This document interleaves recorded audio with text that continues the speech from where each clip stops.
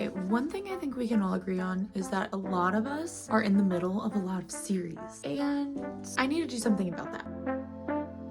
Hello everyone and welcome back to my channel, or welcome to my channel if you're new here. Hi, my name is Liz. Today we're going to be starting a reading vlog where I'm finishing series that I'm in the middle of. I've been wanting to do a video like this for a while now because anytime I see like the second or third book of a book that I've started, like a series I've started, I always buy it because I'm like, I know I'm going to eventually read that or want to continue that story. But then sometimes like I'm not in the mood to continue on, because also I feel like sometimes I need to like reread or at least skim the first book so I can like put myself back in that world, because there's a lot of information I forget. Also, if you read a lot of fantasy worlds with all the world building and character development and everything, it's hard to keep track of, especially in a series. A lot of these books just end up back on my TBR cart and then I never read them. I need to start going through these because I love having completed series on my bookshelf. I love having all the books together. I'm in the headspace, the mindset to check off some of these series, and I'm really excited for that. So that's the whole point of this reading vlog. I see a lot of other booktubers do this, trying to work through all their incomplete series. Some of these will be like the end of the series and it'll finally be complete. Some of them, it's just like the next book in the series. So I'm continuing the series. So that way eventually I am done with the full series. I don't know why I'm over explaining this. You guys literally understand from the title of the video.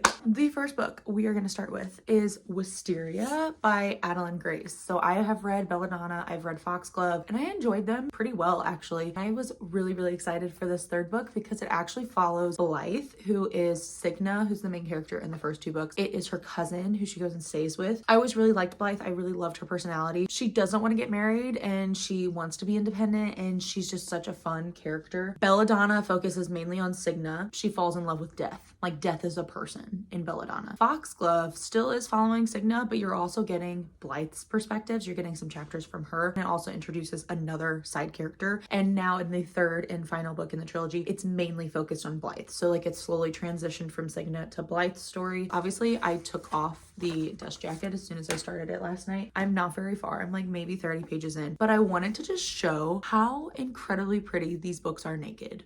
Why are these so pretty? Every single one of the hardcovers are like this. I love just the naked book. Blythe's got a lot of attitude. She's got a lot of sass, and also the other side character who you're following with her love story. You know things that they don't know, and it's just really good. That is our update for now. We're gonna try to get through as many series as we can in this reading vlog.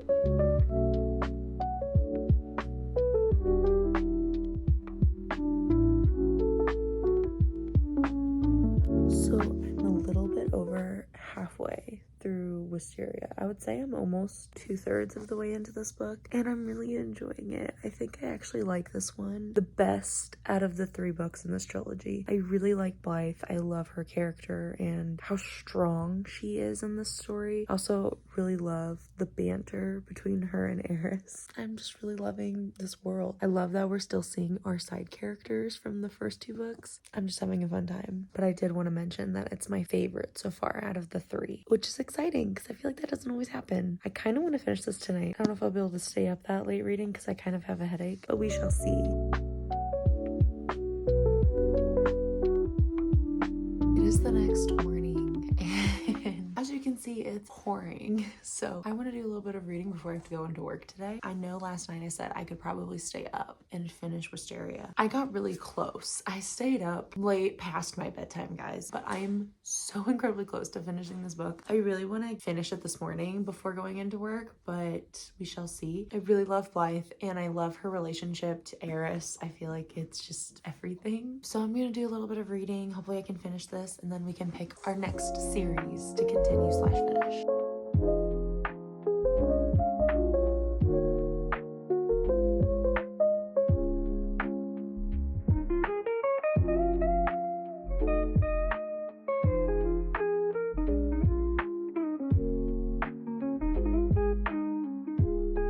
That was so cute.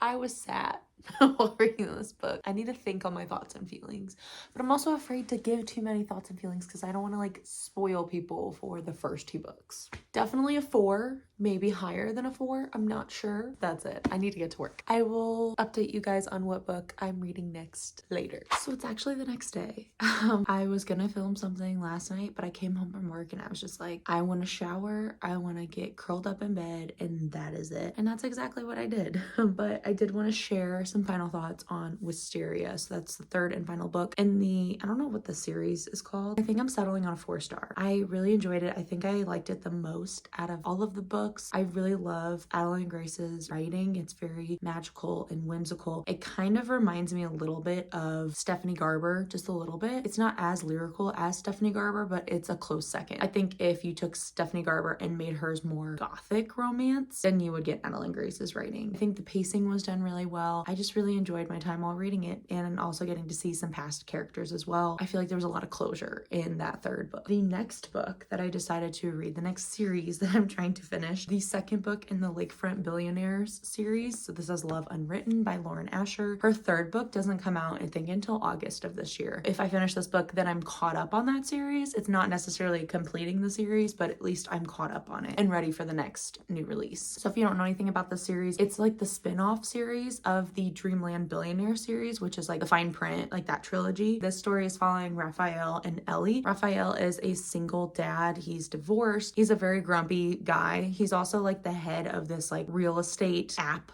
or something. So he is a billionaire. Ellie is his nanny. So she started out as her son's piano teacher or music teacher, and now she's like a full-time nanny for them. I really love getting to see the scenes with the son because he actually has a condition where he is slowly going blind. Watching her care for him and also watching Raphael and his dynamic with his son has been affected by this diagnosis, and also just watching them trying to cope and work through their issues while dealing with something so serious and difficult as this. I think it's really beautiful and I'm really enjoying it. I love Raphael and Ellie's dynamic. They're very funny. I feel like they have a really good banter back and forth. Ellie's trying to get him to smile. She literally has a smile chart for him. Like I said, he's very grumpy. So she's trying to bring joy to him and his son's life. And I really love seeing that. I am about 108 pages in. This is a thicker book. This is over 600 pages, which is insane for a romance book. But what I really like about Lauren Asher's writing, as well as like Lucy Score's writing, a lot of their romances are thicker books, but it never feels like they take that long. The pacing is so quick and it's so easy to read their writing. I will give more updates when I have them. It's later.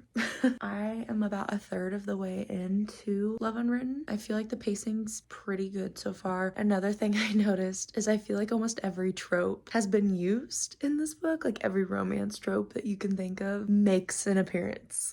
But I'm not mad about it. I'm eating it up. I'm truly eating it up, and it does feel natural with how the tropes are happening. But I just thought that was funny. I can already see how many things that they're gonna have to work through. Like there's a lot of issues that they both have from their past, a lot of trauma and things that I know that they're gonna have to work on. So I'm really curious to see how they're gonna tackle that in this story. That's all I got for now.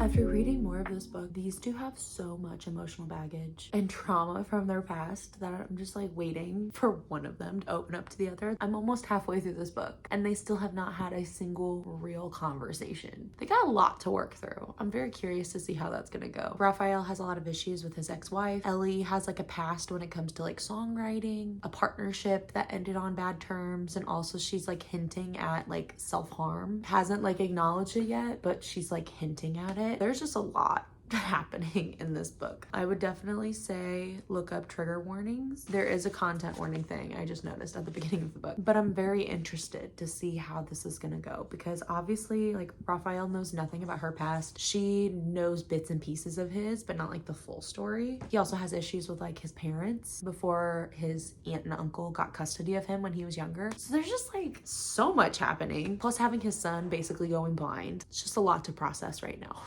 So it is a few days later I haven't been doing great updating the vlog, mainly because I've just been really busy, but I have been reading, so at least there's that. I did finish Love Unwritten. I feel like I've settled on my rating. I finished it last night. I slept on it. I think I'm gonna settle on a 3.75 rating, and the reason being is I feel like it was just really, really long. I don't think any romance book should be over 600 pages. I understand that our two main characters had a lot of issues that they were working throughout the story, but I do also feel like I wasn't as invested because of how drawn out the story was. On another note though, I do feel like the author did a really great job showing how two people with pasts like that, having those difficult conversations about those topics and opening up to someone and being vulnerable. I feel like that was done really well in the story, so I did enjoy that. Also really loved the relationship that both of our characters had with Nico, which is the son. Those are kind of my final thoughts. I still love Lauren Asher's writing. I'm really, really excited for the third book in this interconnected series. I think it comes out in August of this year, so in a few months, and I'll definitely be buying that and reading that when it comes out because I really am excited about who it's gonna follow. I did want to go ahead and share what my next series is that I'm going to be completing. I'm going to be reading Rebel Witch by Kristen Ciccarelli. This is the author of Heartless Hunter, which I read last year and I gave it 5 stars. So I'm really, really excited going into this one based on how the first book ended on that cliffhanger. I'm really, really excited to see where our characters are in this one. I've heard great reviews about this one as well. Like a lot of people really enjoy it and they say that's very fast paced and it's just a really fun ride. And it also is just a duology. So this will complete that series for me. Heartless Hunter is a world where it's set on this island and witches used to like kind of run the island. Like there are these witch queens, but they were kind of corrupt. And so the humans on this island started a rebellion and removed them from power. And they've been hunting witches ever since. Our main character, she is a witch, but she's hidden it for so long. She's a socialite. So everyone looks at her and she's this airhead essentially. And our guy main character, he is a witch hunter. See, he's actually like the head of the witch hunters. He is trying to catch this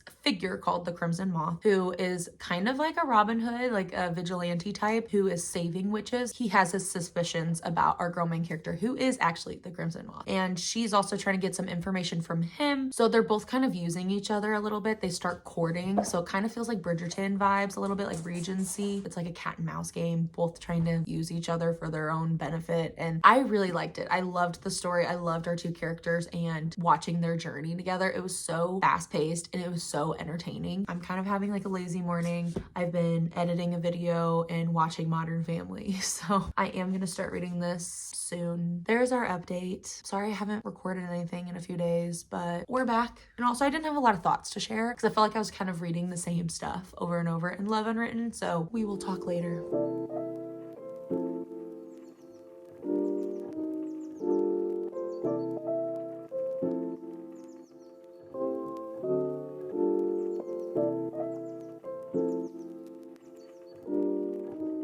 So I just finished Rebel Witch by Kristen Ciccarelli. I didn't do a lot of filming for this one, mainly because I flew through this book so fast. I am obsessed with this book and this world that we're in and this author's writing, honestly. I am obsessed with this duology. This one takes place 2 months after the first book. It is fast-paced from the get-go. Like I thought the pacing in the story was outstanding. I know that sometimes with duologies, like the second book, especially if it involves like war and politics and stuff, it can kind of be a little underwhelming and that it feels a little slow. But this one felt the opposite of that. I feel like it was just constant action and the plot was moving forward the entire time. It was a little predictable, I will admit that. There were a few things that I definitely predicted very early on in this book, but I still had such a fun time while reading. It did not take away from the story at all or the characters. Going with my gut, I am gonna rate this book 4.5 stars. I rated Heartless Hunter 5 stars when I read it last year. This one I think was just like, it was right there. It was so close to being a 5-star. I think if it wasn't as predictable as it was, I would have ranked it a 5. I'm so glad that I finally picked up this book. It hasn't been like sitting on my shelf forever, but I'm so glad that I was able to read and complete some series that have been sitting on my TBR cart for way too long. I love it when they're all together and they're all finished. It's so satisfying. But I think that's gonna be the end of this video. I thought about reading another series book, but I have a lot of new releases that just came out that I really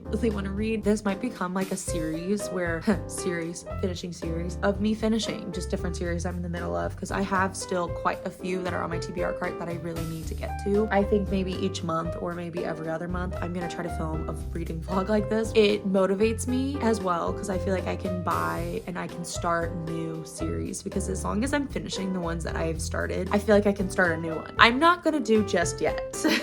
I need to just like soak in the accomplishment of finishing 3 different series. Thank you guys so much for watching. I feel like I didn't film a ton for this video, but honestly I feel like with the books I read, there's not much I can say since they're in a series. I don't want to spoil anybody and go in super depth with what's actually happening, because it could definitely spoil the rest of the series. So just giving you like a vague premise and general thoughts and my ratings, I think is what's most important about these rating videos. I'm glad I could take you guys along with me. It honestly motivated me. You guys were my accountability partners. So thank you for watching, and I will see you guys in my next video. Happy reading. Bye.